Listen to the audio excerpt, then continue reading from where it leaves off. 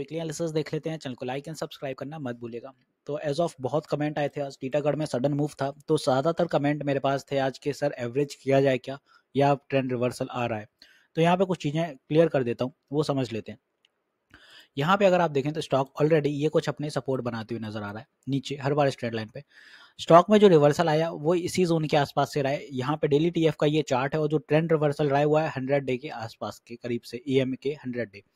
हालांकि यहाँ से अच्छा मूव रहा है, 6-7% का अप मूव रहा है, but profit booking as it is अपन को देखने को मिल गई। यहाँ पे एक दिन में एक कैंडल से जज तो नहीं करा जा सकता कि भाई ट्रेंड रिवर्सल है। एटलीस्ट उसमें एक और बुलिश कैंडल, मतलब कि स्टॉक को जो लेवल सस्टेन करने होंगे वो करने होंगे 1525 के, तब भाई कुछ सोचेंगे कि हाँ अब ट्रेंड रिवर्सल है। हालांकि ऊपर से ये trend line as it is काम कर रही है। यहाँ पे देखो आप कंसिस्टेंट मल्टीपल, पहले इसमें रिजेक्शन थे, तो यहाँ से अगर वापस से कोशिश होती है, ये ईएमए सस्टेन करता है, पुल बैक आएगा, फिर ये कोशिश करेगा यहाँ पे 1598 और 1600। अगर ये ब्रेकआउट दे रहा है तब मान सकते हैं कि भाई ये एक अच्छे मूव के लिए अब रेडी है, और एल्स यहाँ पे जाके स्टॉक फिर से एक और ट्रेंड रिवर्सल दिखा सकता है। जो भी मूव है शॉर्ट टर्म है, वो इसलिए बिकॉज डेली टीएफ पे आप देखें तो स्टॉक ओवरसोल्ड टेरिटरी में पहुंच चुका था ऑलरेडी, इस जोन के करीब से एक बाउंस बैक हुआ है सडन, इसका नतीजा है। और साथ ही साथ आप देखें कि जो अभी 2-3 दिन पहले न्यूज़ चल रही थी 24 सीआर का 24,000 सीआर के जो रेलवे प्रोजेक्ट्स 7 स्टेट्स में एलोकेट किए गए हैं, उसका नतीजा आज रेलवे के काफ़ी स्टॉक्स पे देखने को मिला है। तो उसके साथ भी अपन वही सिनेरियो देखने को मिला है अपन को कि टीटागढ़ में भी यही मूव रहा है। हालांकि यहाँ पे डेली टीएफ पे डे पे प्रॉफिट बुकिंग देखने को मिली और ट्रेंड रिवर्सल आ रहा है, तो अपन एक कैंडल में जज तो नहीं कर सकते। रही बात एवरेजिंग की, तो भाई अगर ये वापस से पुल बैक आ रहा है, अगर ये फेक कैंडल है, छोटा मोटा ऊपर से रिजेक्शन, वापस से ईएमए दे रहे हैं, तो ये फिर गिर जाएगा। क्योंकि पहले भी यहाँ पे यही सिनेरियो रहे थे अपने, अगर आप यहाँ देखते हैं तो ऊपर गया था फिर ट्रेंड रिवर्सल हो गया था।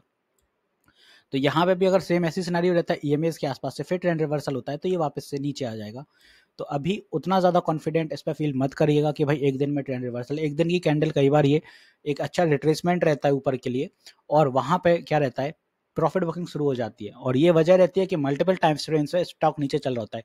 1 आवर टाइम फ्रेम पे अगर देखते हैं तो स्टॉक ऑलरेडी यहाँ कहीं ट्रेल कर रहा था इस जोन के करीब, तो यहाँ पे एक सडन अपसर्ज अपन को देखने को मिल गया। सेम एज डेली टीएफ पे भी ये नीचे था, तो यहाँ पे भी अप ट्रेंड रहा। This is the reason. हालांकि यहाँ पे आप देखें कि डेली अभी इसका डिविडेंड भी आने वाला है 0.80 पैसे का, ओके। और ये अपना 26 सितंबर पेमेंट रहेगा, एक्स डेट होगा 20 अगस्त। उस टाइम पे देखते हैं कैसा क्या बिहेव करता है। फिलहाल स्टॉक उतना बुलिश नहीं है जितना लोग समझ रहे हैं, क्योंकि बुलिश इसमें होगा जब ईएमए सस्टेन करेगा 1525, उसके बाद इसको ब्रेकआउट देना है 1600 का, तभी इसमें कोई ट्रेंड रिवर्सल आएगा, ओके।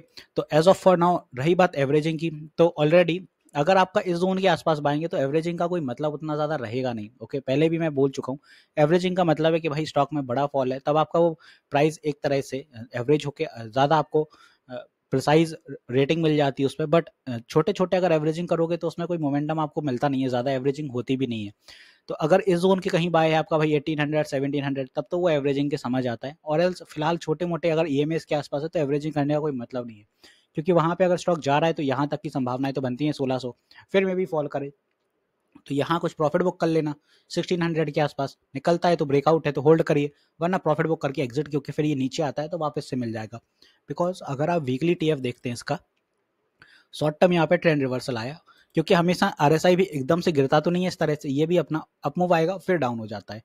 तो अगर डाउन ट्रेंड रहते हैं तो इसी तरह से आते हैं, फिर यहाँ पे एक ट्रेंड रिवर्सल आएगा, ओके। इस तरह से चलता है अपना मार्केट। तो सेम एज इट इज अभी यहाँ पे अपन ट्रेंड रिवर्सल है नहीं है, क्योंकि पहले भी देखें इसी तरह से रिट्रेस हुआ था और आरएसआई गिर गया था, ओके।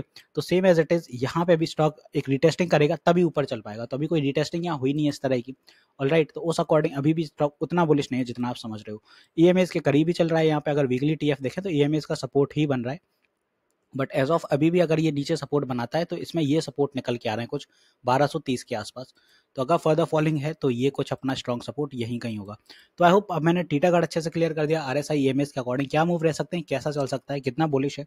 एक चीज़ और बता दूं, मैं लाइव सेशंस भी लेता हूँ मार्केट आवर में सुबह 10 बजे से और 1 बजे तक ये लाइव सेशन चलता है। आप इसको ज्वाइन कर सकते हैं, यूट्यूब पर ही स्ट्रीम होता है, फ्री ऑफ कॉस्ट रहता है, और शाम 9 बजे भी लाइव आता हूँ, तो वहाँ भी आप अपनी क्वेरीज क्लियर कर सकते हैं। तो मिलते हैं नेक्स्ट वीडियो में। This is me Shubham Yadav signing off.